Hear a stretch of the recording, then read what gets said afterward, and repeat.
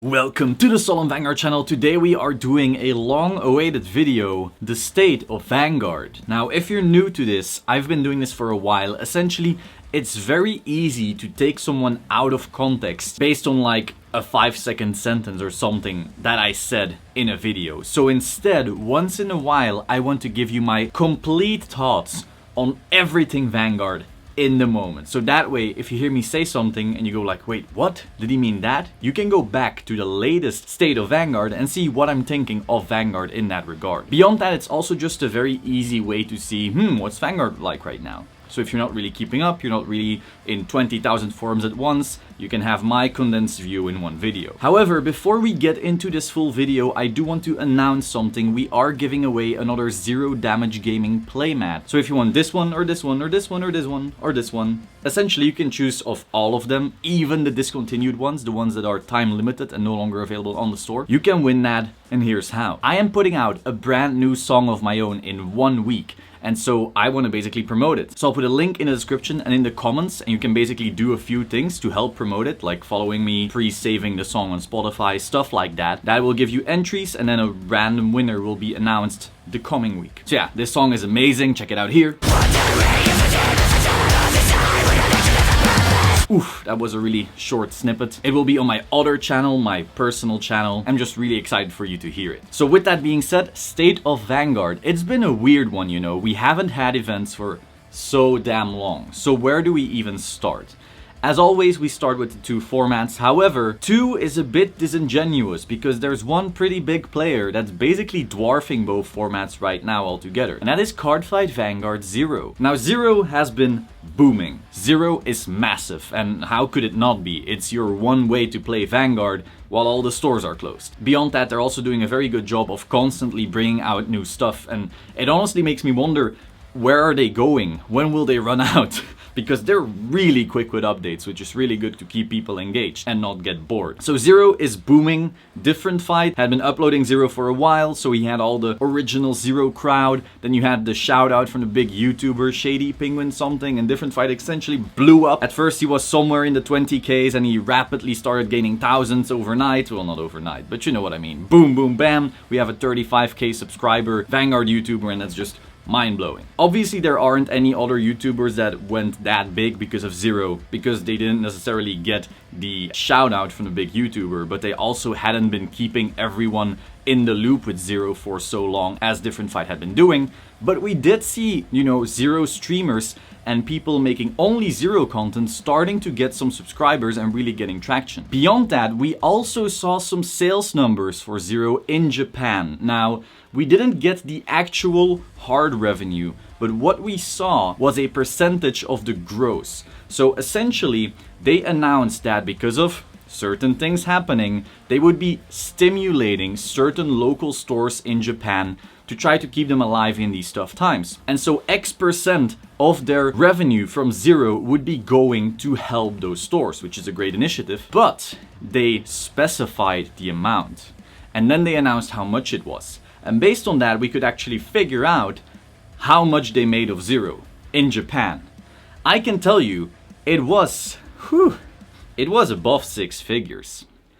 So that means in one country, 0 made over 6 figures in like a month and a half, 2 months. That is insane. That is so big.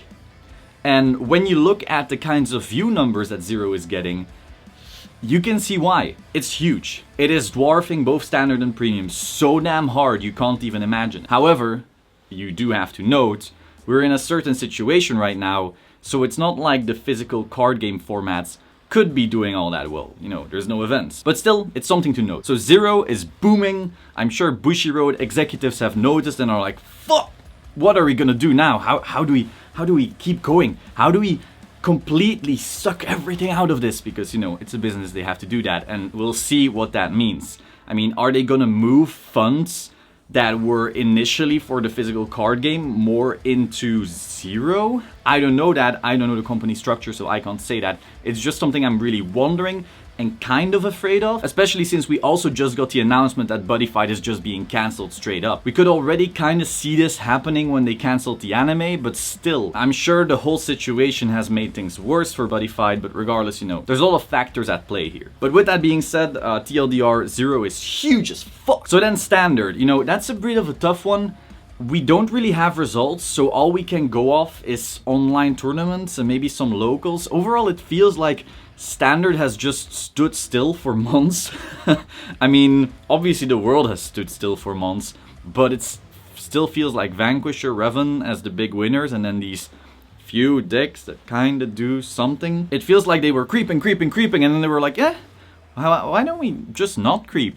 And poof, and everything fell down again. So Astral Force just did fuck all. The next stage, Altmile, is apparently good, but overall it seems Vanquisher is still the preferred deck for many players, as well as Revan. Some people said Majesty Lord Blaster could stop Revan, but again, we don't have results, so we don't really see that. Overall, I haven't seen much Majesty Lord Blaster hype beyond the whoa, this card in a vacuum is insane, but we don't know if the deck itself will be insane. I think last week, the Kagero Messiah OTT DP set came out in Japan, so we don't really have local results from that. Overall, people seem not too hyped on the Grand Gallop. People seem very hyped on the Overlord. We'll see what happens with that. People seem not very hyped with OTT, because apparently it just, you know, it's a big beats deck, but it keeps drawing, but it doesn't have the same insane multi-attack that we see from a Vanquisher or anything like that. Again, it's very hard to judge without events in my opinion, but overall, it feels like we've been at a standstill where just nothing happened. Even in online events, it's just been Vanquisher Revan with some things sprinkled in. And so maybe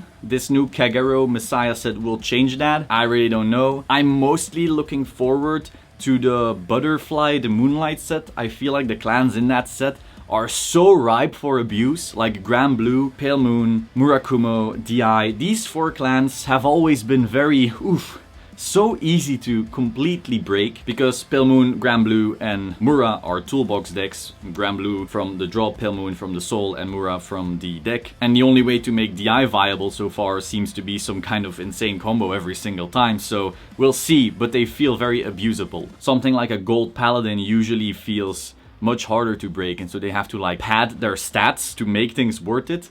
Whereas a toolbox deck, it's hard. We'll see. Overall, I'm putting a lot of my faith in that set as far as power level goes. I can see this Overlord set, you know, Overlord being like the strong thing, but Vanquisher and Revan just remaining insane powerhouses, and then potentially the Butterfly, the Moonlight set being insane, and that just changing the meta finally. With that being said, it is getting pretty stale, I suppose, but we don't have events, so it can't really dawn on anyone just yet. So I guess that's fine in a way. But you know, the physical card game can't be doing hot just like all the other physical card games, Magic, Yu-Gi-Oh, Pokemon. They're popular, people are still looking into them, but without events.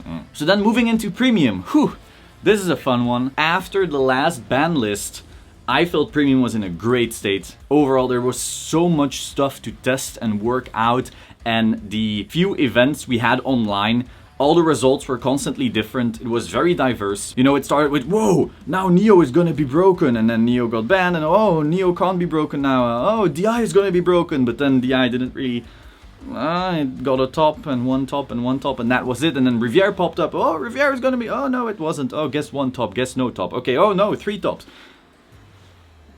It was constantly different. And then we got Premium Collection 2020. Now it's not out yet, you know. Japan has it, English doesn't have it. But we tested Premium Collection 2020 with the assumption that BCS would be happening. By the way, it's not. BCS got cancelled. We'll get to that. And so Zazan, you know, we've been talking about it, is just so awful. It is so annoying to play. There's a lot of shenanigans you can do, but it always boils down to, can I draw Zazan and how many times can I recycle it? Which is just boring. Now Zazanless Premium, Post-Premium Collection 2020 is the most fun premium I've ever played. There's so much shit that's just viable. But Zazan Premium? Fuck. And the worst part is that there's people who even still try to argue it. Which is asinine. Like, if you've actually properly tested it and not just 3 games at a table, you know how insane this is. But I don't know if we'll actually see changes happening. Japan's premium scene isn't very big. You know, the West premium scene is fine. We have plenty of players, but Japan doesn't really. They have a couple good ones, but it's not as big as in the West. And so if we don't see some insane overrunning of Cezanne making everything annoying, if Japan doesn't see an issue, it's very unlikely the West will see. Now, I did email with Bushi SEA. They asked us for data, like we've had some really in-depth stuff going on. WCC, the team I'm a part of, did send them an insane amount of data. Like, more games than any single person could could play. We've all worked so much for this fucking data. It's very clear. Just to give you an example. If you took all the non-Cezanne decks of our data, we're talking hundreds of games. If you take all the non-Cezanne decks and you pit them against Cezanne decks and you look at win rates, a Cezanne deck has a 97% win rate against a non-Cezanne deck. Think about that. In Hearthstone, they get emergency bans at 60% win rates. Yeah? Try to fucking understand that. Why are you still arguing? You have to suck so bad if you don't see this or you didn't test, which is fine too. Like, if you didn't test and you just don't wanna, because I don't wanna test this. I really don't wanna test this anymore. But that's fine. But then don't try to dilute the conversation, because a 97% win rate of Cezanne versus Cezanneless should just not be a thing. So yeah, without Cezanne, best premium I've ever played. Tempest Sphere is really interesting. I do hate Huang, the Cray Elemental grade 1. That should not be a thing. Damage denial should be a part of a player's skill set, proper damage denying, and Huang just says no, which is very dumb. Regardless, we should really get Cezanne banned before we even start looking at Huang or Magical Calico or anything like that. But yeah, premium without Cezanne, amazing. These strides are not overpowered in any way, but some of them are really good, some of them are adding some toolboxes, and we just have a lot of really good clans, which is just fun as hell. There's also a lot of depth to it. There's... I could keep on praising it, but as long as Cezanne is a thing, I don't give a fuck. Now, BCS is cancelled.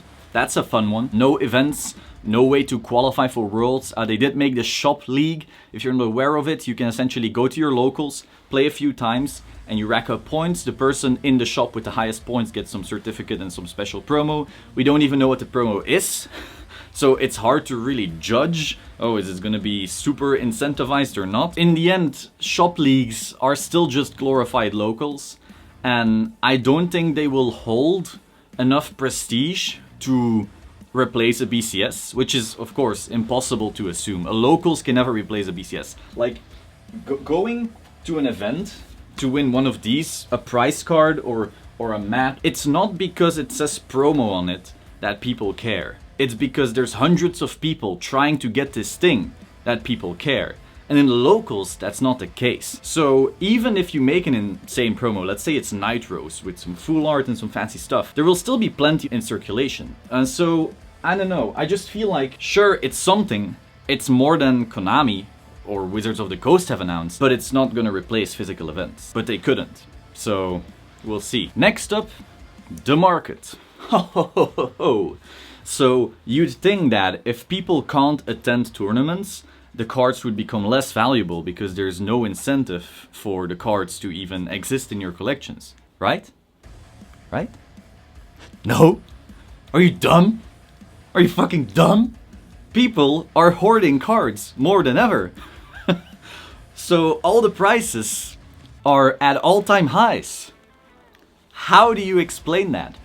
How is it that every standard deck, well, not every, but a lot of standard decks, all the big standard decks, are suddenly worth more than G decks at their prime? How is it that lots of standard decks are now $250, $300, $350? What? You realize you can't play with the cards, right? You can only look at them.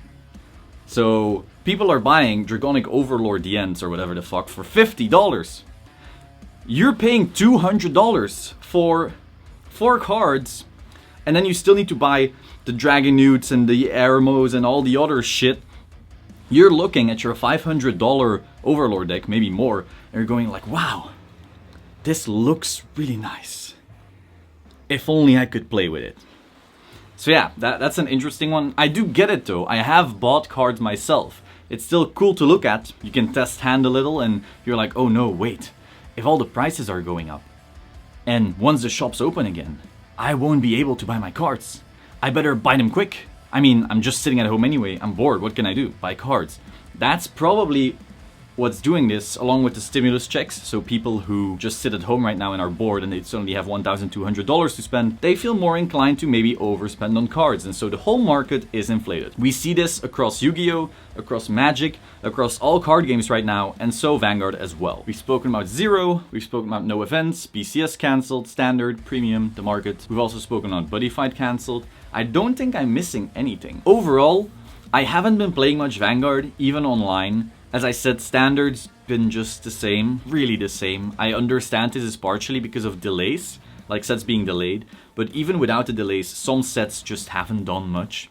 And that's just, you know, dull, because you need some power creep. You need power creep to make decks new, to keep the meta refreshing. You just don't want so much power creep that you have to keep trashing your deck all the time. So finding that balance is really hard. Yeah, I haven't played all that much. I've mostly just been productive and working, like on the new single. We've talked about Zero. I got bored of Zero really quickly. Like, I've tried to make the video got like 8,000 views, so it did really well.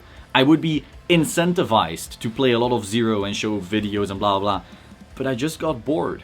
So I don't wanna pretend like I like something when I don't like something. As you know, on this channel, it's very no bullshit. I don't want to pretend I'm excited over cards I'm not excited for. I don't want to pretend I'm excited for a game I'm not excited for. I tried it was fine. I've got my Grand Blue collection if I want to play more Grand Blue in the future, but that was that. However, it is good that people are enjoying it, because again, this could lead to way more people picking up the physical card game once they can play again. That will be all now. Don't forget, join that giveaway. You can have a Zero Damage Gaming playmat for free, shipped to your door. Discontinued ones. Like, there's people all the time asking for, oh, where can I get this mat? And I have to say like, oh, sorry, limited time, you're no longer available. Oh, sorry, limited time, no longer available. Oh, sorry, that one, nah. You can no longer have that. Now you could choose any one. And of course, in the process, you help my song grow. Like this video, check out the giveaway, and I will see you soon. Ciao.